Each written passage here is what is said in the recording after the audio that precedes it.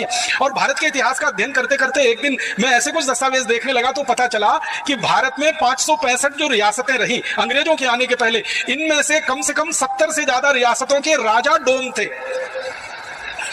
व्यक्तिगत जीवन में वो अर्थी को अंतिम कंधा देते थे, संस्कार करते थे, मृत्यु संस्कार जिसको हम कहें, अग्नि संस्कार कहें, और बाकी के जीवन में राजा थे, निर्णय करते थे, फैसले करते थे, न्याय देते थे।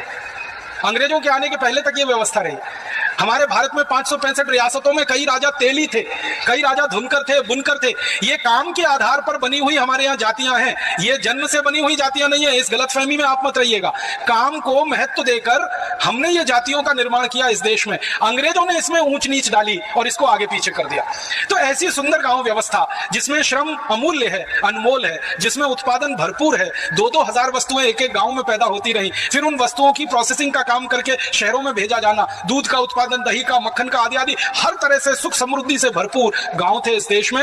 और गांव जब इतने सुख समृद्धि वाले होंगे तो उन पर आधारित शहर भी और नगर भी सुख समृद्धि वाले ही थे। फिर आपके मन में एक प्रश्न आएगा कि आज के गांव फिर इतने उल्टे दिखाई क्यों देते हैं हमको? आज के गांव में तो कारीगरों का सम्मान नहीं है, आज के गांव में तो जाति और भेदभाव इतना हो गया है कि कोई किसी को सामने देखना पसंद नहीं करता, कोई किसी की मदद नहीं करता। गांव में पहले शादियां होती थी ना 150 साल पहले, तो शादी करने के लिए कोई ठेकेदार नहीं बुलाना पड़ता था भोजन बनाने को।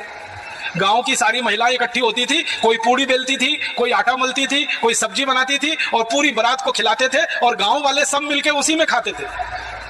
तो शादी हो, विवाह हो, किसी का जन्म हो, किसी की मृत्यु हो, सारा गांव एक साथ खड़े होकर सब काम कर लेता था।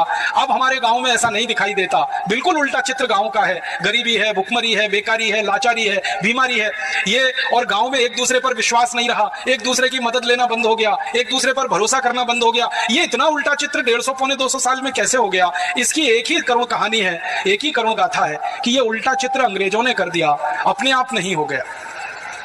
हमारे मन में कई बार ऐसा लगता है कि शायद हमारे गांव में गिरावट आती चली गई, गिरावट आती चली गई, उसके कारण आज के गांव बिल्कुल उल्टे दिखाई देते हैं। ये गिरावट अंग्रेजों ने लाई है, ये अपने आप नहीं आई है।